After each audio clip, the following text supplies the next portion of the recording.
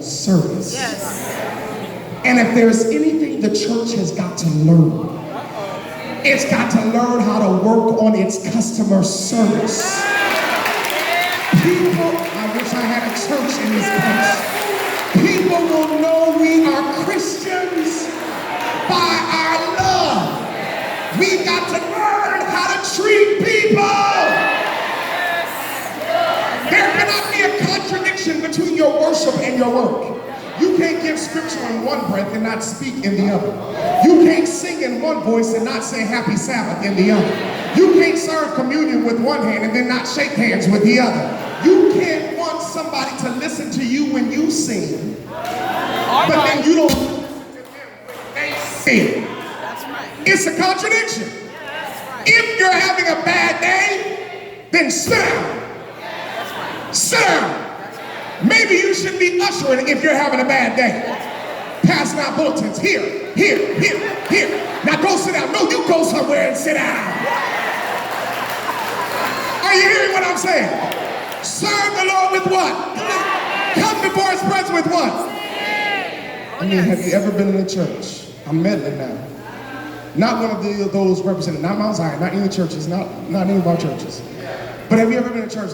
They were singing, victory is mine. Victory is mine. Victory today is mine. Who wants that kind of victory?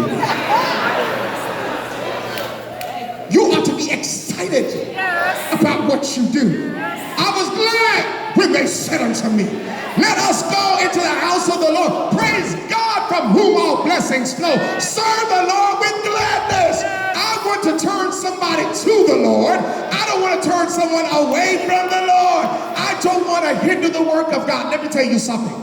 God doesn't need you to do his work. Ellen White makes it clear in Volume 8 of the Testimonies. She says God can remove all obstructions to the advancement of his work. In other words, God can do God's work without you. But you got to serve him with a what? Smile. Serve the Lord with what? Glad. Come before his presence with what? The text continues. I'm almost done. Know ye that the Lord, he is God. Oh, yes. It is he that hath made us and not we ourselves. We are his people, the sheep of his what? Oh, hallelujah. You got to recognize that who you are and what you do is because of God. We are the sheep. He is the shepherd. We are creation. He is creator. We are nothing by yourself. I don't care how much money you make. You are nothing without God. I don't care if you have the biggest house in the church.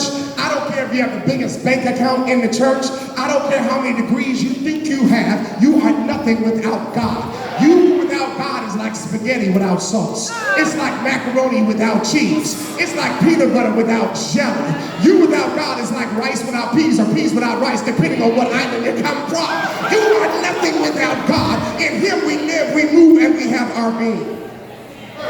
God's claim to our praise rests upon the fact that he has made us and we are his people. Which means I am somebody. And everybody is God's somebody. Because we're children of the Most High God. And so I asked the Lord one day, I said, God, who are you? He said, I am that I am. I said, God, what do you mean you are that you are? He said, I am that I am.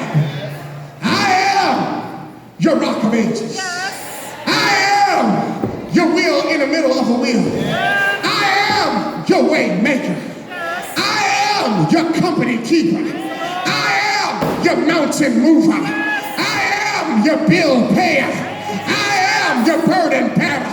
I am your cancer killer. I am your heart fixer. I am that I am. And because he is the great I am, I can be whatever he says I can be. I'm the head and not the tail. I'm the lender, I'm not the borrower. I'm above and not beneath. We are his people. The sheep of his pasture. The Lord is my shepherd. I shall not want. That means I shall not lack.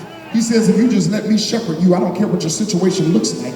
you will never be in want, because I always take care of my sheep. He says in John 10, my sheep hear my voice and they follow me. So I'm clear that if I hear and know his voice, I'm also clear that he knows my voice. So when I get in trouble, you better believe I'm not calling you, but I'm calling on the name of Jesus. And I've learned that he may not come when you want him, but he's always right on time. All we've got to do is call his name, Jesus. In the morning, Jesus. In the noonday, Jesus. In the evening, Jesus. In the midnight hour, Jesus. So we're almost done. We get to verse number 4, and he says, enter into his gates with thanksgiving. Yes. Enter into his courts with what? Praise. Be thankful unto him and bless his what? Now, brother man, many people think that the distinct doctrine of the Seventh-day Adventist Church, including some Seventh-day Adventists, is just the Sabbath. But there are other people of other faiths who are not Seventh-day Adventists who worship on God's Sabbath. That's right. The Sabbath is not the distinct doctrine of the Adventist Church. The distinct doctrine of the Adventist Church is the doctrine of the sanctuary. Are you hearing what I'm saying? And back in the day, the gates were a part of the outer wall that surrounded the temple or the sanctuary grounds. People entered the sanctuary complex through the gates. As we enter into God's presence, we enter his gates, the sanctuary, with thanksgiving. Here we thank God for what God has done. Once we get through the gates, the worshiper enters courts with praise. Here we extol God for who God is. We get a sense of movement from the outside to the inside as we move closer into the presence of God. And when we come into the house of God, when we come into God's presence, we must come correct. I don't care what is happening in your life. You must enter into his gates, enter into his presence with thanksgiving, because I don't care how bad your situation is. You got something to be thankful for. Are you hearing what I'm saying? Your car may be barely running, but thank God you're not walking. You may not have the house you want, but praise God you got a roof over your head. You may not have any money in your pocket, but at least you got some food on your table. You've had some good days. You've had some bad days. You've had some hills to climb. But when you look around and you think things over, all of your good days outweigh your bad days. Stop complaining.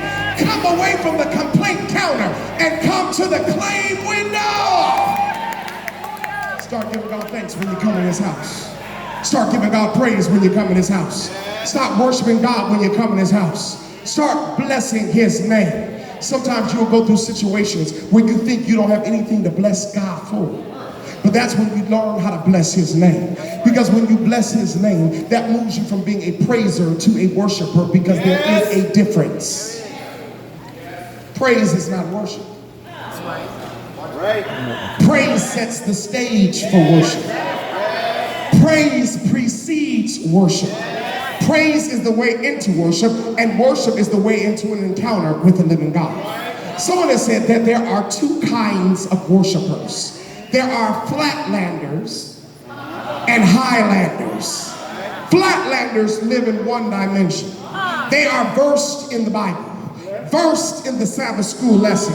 They know the lay of the land. They know the routine and they love it. The only problem is flatlanders are living in the horizontal realm. They don't know that there is an up to life. Are you hearing what I'm saying? Highlanders, however, are simply flatlanders who have discovered true worship, because highlanders are constantly pushing up, and up to experience God. A Highlander doesn't have to have God do anything else for them.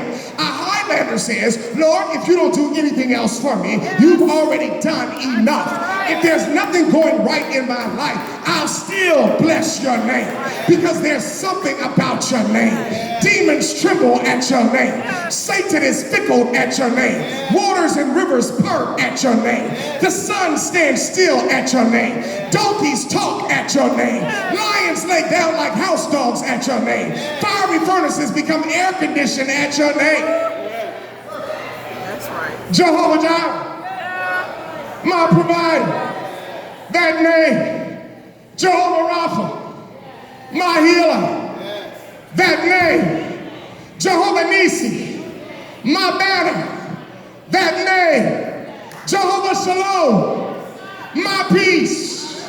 That name, Grandma says he's a bridge over troubled waters. Big Mama said he's a shelter in the time of storm. Granddaddy said he'll make a way out of no way. And I've come to bless his name, for the Lord is good. His mercy is everlasting. His truth endureth to all generations. Let me tell you something. I'm about to take my seat. I don't care what your situation looks like. It doesn't eclipse the goodness of God. He's still good. He's still merciful. His truth does not change. He's the same yesterday, today, and forever. So when a person is arrested, the police read them their Miranda rights. You know them. You have the right to remain silent. Anything you say can be held against you in a court of. You have a right to, and if you cannot afford one, one will be provided by the. Some of y'all act like y'all got some experience with this, huh? Today, on our 100th anniversary, I want you to understand that when God's been good to you, yes, you don't have a right to remain silent. Nothing or no one should inhibit or prohibit your praise. No one should inhibit your testimony. I don't care if folk are mean mugging you if they want. But if the Lord has been good to you, somebody ought to say something.